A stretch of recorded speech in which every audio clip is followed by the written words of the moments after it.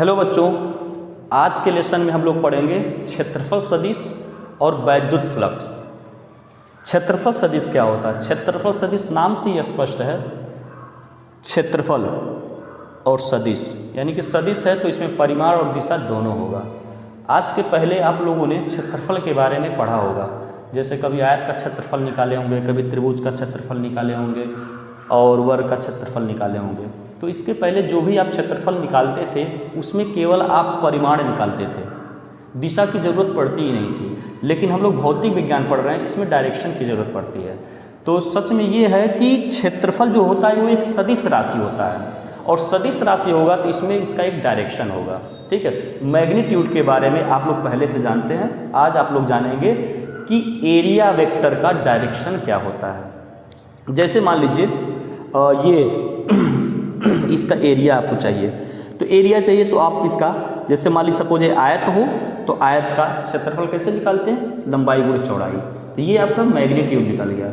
लेकिन इसका डायरेक्शन क्या होगा? तो डायरेक्शन हमेशा सरफेस के, ये जो सरफेस है इसके परपेंडिकुलर होता है। यानी क्षेत्रफल सदिश जो होता है उसका डायरेक्शन क्या होता है? हमेशा सरफेस के, प्लेन के परपेंडिकुलर होता है, तो इस डायरेक्शन में होगा। ठीक है, जैसे मान लीजिए ये जो बोर्ड है, एक आयत दिख रहा होगा आपको, या वर्ग भी अपने आयत ही होगा। तो अगर मैं बोलूं इसका मैग्नीट्यूड कितना होगा, तो लंबाई गुणे चौड़ाई, तो मैग्नीट्यूड निकल जाएगा। बट इसका डायरेक्शन क्या होगा? तो ये इस प्लेन में है, तो इस प्लेन में है, तो इस प्लेन के परपेंडिकुलर डायरेक्शन क्या होगा? इस तरफ होगा। ठीक है, तो ये हो गया आपका एरिया वेक्टर। इसको लिखते कैसे हैं? Vector A equal to magnitude, और ये हो गया आपका डायरेक्शन। यूनिट वेक्टर है, ये यूनिट वेक्टर डायरेक्शन को शो करता है। ठीक है, एन कैप, एन मतलब होता है नॉर्मल, नॉर्मल मतलब परपेंडिकुलर, यानी कि जो भी आपका पृष्ठ होगा, जो भी आपका सरफेस होगा, उस एरिया वेक्टर का डायरेक्शन उस सरफेस के परपेंडिकुलर होगा। जैसे मान लीजिए यहाँ पर एक ये सर्कल हमने ले लिया, वृत्त ले लिया, तो इसका ये वृत्त जो है वो इस प्लेन में है, इस प्लेन में है, इस प्लेन में है, तो इसका डायरेक्शन क्या होगा? ऊपर की तरफ होगा। डायरेक्शन किधर होगा? ऊपर की तरफ। यानी कि इसको ऐसे लिखेंगे, vector A equal to magnitude, यानी कि एरिया कितना होगा इसका, और डायरेक्शन एन का। इस तरीके से हम लोग इसको लिखते हैं। ये होता है एरिया वेक्टर। इसका जरूरत इस वाले टॉपिक में पड़ेगा, इस वजह से इसको आपको बताया गया है।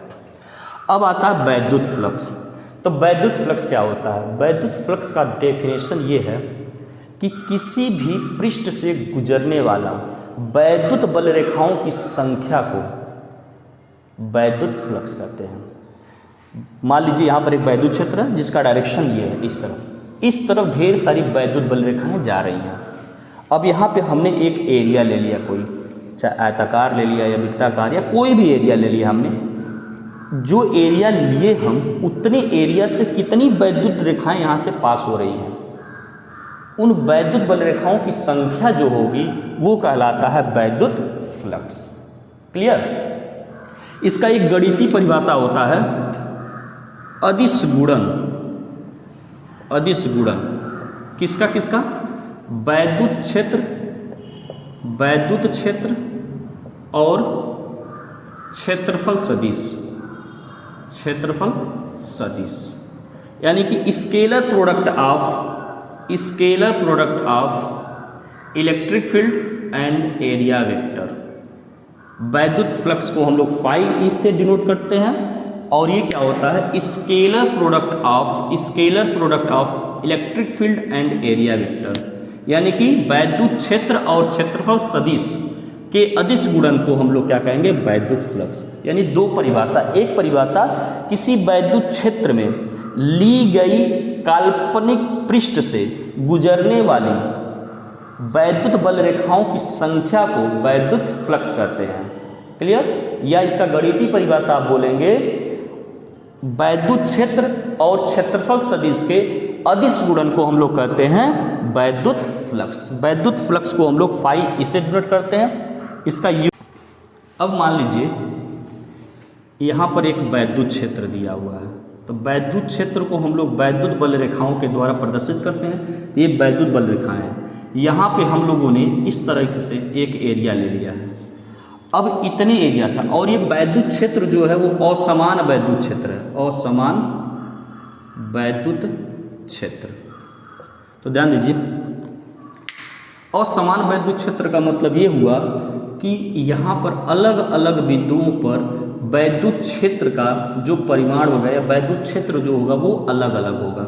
यानी इस पॉइंट पर कुछ और होगा, यहाँ पर कोई पॉइंट पर कुछ और होगा। यानी कि ये जो पृष्ठ हम लोग लिए हैं या एरिया जो लिए हैं, इस एरिया के प्रत्येक बिंदुओं पर या इस पृष्ठ के प्रत्येक बिंदुओं पर वैद्युत क्षेत्र जो होगा वो असमान होगा। ठीक है, तब मैटर ये उठता है कि फ्लक्स का जो फार्मूला है वो है वेक्टर ई डॉट ए, ये है। तो इस पॉइंट पर इलेक्ट्रिक फील्ड कुछ और है, इस पॉइंट पर कुछ और है, इस पॉइंट पर कुछ और है, इस पॉइंट पर कुछ और है। तो हम लोग यहाँ इलेक्ट्रिक फील्ड का वैल्यू क्या रखेंगे? तो इसके लिए क्या करना होता है, सबसे पहले हमें क्या करना होता है, इस पूरे क्षेत्रफल यानी पूरे पृष्ठ पर एक छोटा सा क्षेत्रफल लेना होता है, एक छोटा सा एरिया एलिमेंट। इतना छोटा होता, इतना छोटा वो एरिया होता कि एक तरीके से बिंदु के माफिक होता है। तो हम लोग क्या करेंगे, एक छोटा सा एरिया यहाँ ले लेंगे, छोटा सा एरिया। ठीक, यानी कि वैद्युत बल रेखा इस तरफ है और कोई एरिया हम यहाँ पर ऐसे लिए, उसमें एक छोटा सा एरिया ले लिए हैं, उसको हम लोग बोलेंगे डी ए। अब यहाँ पर एक छोटा सा एरिया लिया गया तो उसका डायरेक्शन किधर होगा, प्लेन के परपेंडिकुलर इस तरफ, यानी प्लेन के परपेंडिकुलर इस तरफ, ये हो गया डी ए। ठीक, मान लीजिए यहाँ पर ये जो एरिया लिया गया है, ये जो एरिया है वो एक तरीके से बिंदु के माफिक है और इस बिंदु पर इलेक्ट्रिक फील्ड क्या है, ई है। और मान लीजिए उसका डायरेक्शन इस तरफ है, इलेक्ट्रिक फील्ड, यानी कि दोनों के बीच का कुछ एंगल बन रहा है थीटा। ठीक है, यानी कि अब इतने छोटे से एरिया के लिए इलेक्ट्रिक फील्ड तो फिक्स हो गया, ई इतने छोटे से, इसीलिए बहुत छोटा एरिया लिया जाता है ताकि इलेक्ट्रिक फील्ड क्या हो जाए, फिक्स हो जाए, बोले तो कांस्टेंट हो जाए। तो इतने छोटे से एरिया से गुजरने वाला फ्लक्स निकाल लेते हैं हम लोग इसी फार्मूले के यूज करके। तो छोटे से एरिया से गुजरने वाला फ्लक्स छोटा ही होगा, छोटे से फ्लक्स को डी फाई से डिनोट करेंगे, डी फाई ई से, तो वेक्टर ई डॉट डी ए। ठीक, अब हमें चाहिए पूरे एरिया से गुजरने वाला फ्लक्स, तो कुछ नहीं करते हैं, इसी का इंटीग्रेशन कर देते हैं।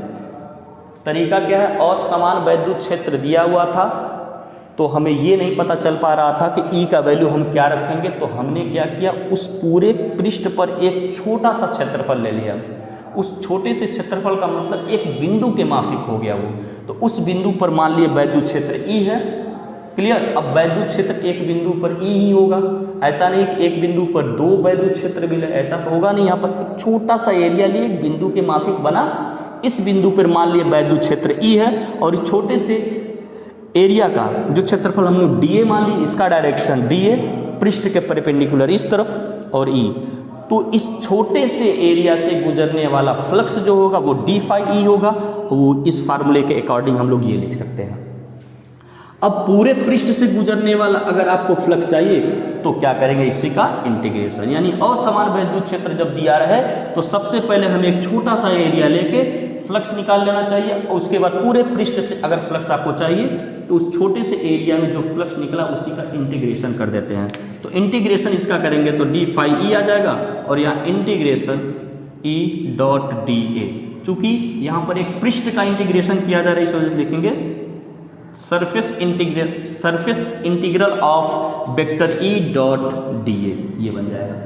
समझ में आया? यानी ये फार्मूला आप कब यूज करेंगे, जब आपको वैद्युत क्षेत्र असमान दिया हो। ठीक, अब मान लीजिए एक समान वैद्युत क्षेत्र है, एक समान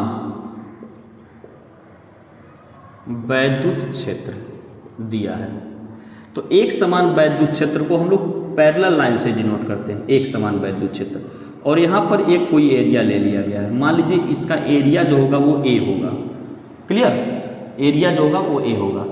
तो वो एक समान वैद्युत क्षेत्र है, तो जो एरिया लिया गया उसके पृष्ठ पर, जो एरिया या जो पृष्ठ है उसके प्रत्येक बिंदु पर वैद्युत क्षेत्र तो एक समान ही होगा, सभी जगहों पर एक ही होगा, समान होगा, बराबर होगा।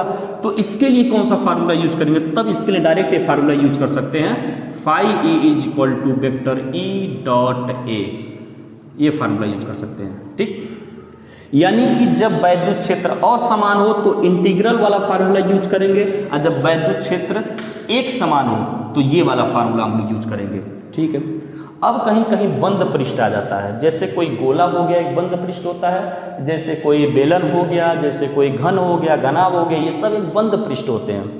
अब किसी बंद पृष्ठ से गुजरने वाला अगर आपको फ्लक्स चाहिए तो कुछ नहीं करना होता, फ्लक्स का फार्मूला बस ये लिख लेंगे, phi E closed integration of vector E dot D A. तो ये बन जाता है आपका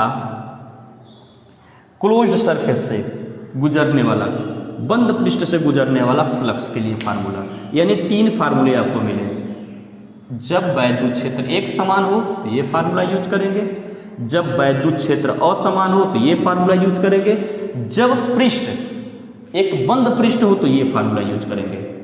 क्लियर? अब देखिए, ये जो फ्लक्स है, फ्लक्स का मतलब ये है कि कोई भी एरिया दिया हो, फ्लक्स क्या है, एक तरीके से किसी पर्टिकुलर एरिया से गुजरने वाला वैद्युत बल रेखा। वैद्युत बल रेखा के बारे में हम लोग पढ़ेंगे। वैद्युत क्षेत्र को किससे रिप्रेजेंट करते हैं? वैद्युत बल रेखाओं से।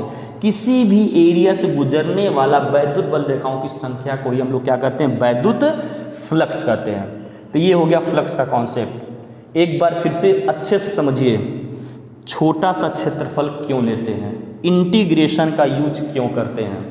जब वैद्युत क्षेत्र असमान होता है तो पूरे पृष्ठ के प्रत्येक बिंदुओं पर वैद्युत क्षेत्र का मान अलग अलग होगा।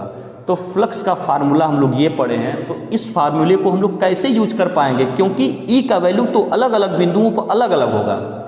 तो ई के वैल्यू को कांस्टेंट करने के लिए पूरे पृष्ठ पर हम लोग एक छोटा सा क्षेत्रफल लेते हैं, क्योंकि छोटे से क्षेत्रफल के लिए ई फिक्स हो जाएगा। जब ई फिक्स हो जाएगा, एक छोटे से क्षेत्रफल से गुजरने वाला हम लोग फ्लक्स ज्ञात कर लेंगे। उसके बाद पूरे पृष्ठ से गुजरने वाला अगर आपको फ्लक्स चाहिए तो उसी का कर देते हैं इंटीग्रेशन।